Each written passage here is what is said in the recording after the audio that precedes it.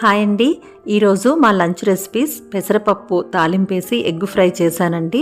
దొండకాయ మెంతికారం చేశాను. దొండకాయ మెంతికారం అయితే ఎంత బాగుందో, అంటే ఎగ్ ఫ్రై పెసరపప్పు బాలేదని కాదండి, కానీ దొండకాయ మెంతికారం అనేది డిఫరెంట్గా ఉంది. టేస్ట్ అయితే చాలా బాగుంది.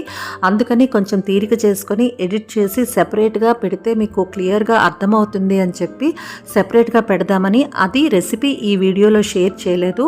మళ్ళీ నెక్స్ట్ వీడియోలో అది తప్పనిసరిగా చూడండి. చాలా చాలా బాగుంది. సో ఇవి మా లంచ్ రెసిపీస్ అండి. మీ ఇంట్లో మీరేం లంచ్ చేసుకున్నారో కూడా నాకు కింద కామెంట్ సెక్షన్లో పెట్టి చెప్పండి. ఎప్పుడైనా సరే మనం ఇంట్రెస్టింగ్గా పెట్టాము అంటే పిల్లలు బాక్స్ ఓపెన్ చేసినా, లేదా మీ ఇంట్లో వాళ్ళు ఎవరికి మీరు బాక్స్ పెట్టినా ఓపెన్ చేసేటప్పుడు చాలా ఇంట్రెస్ట్గా తినేస్తారనమాట.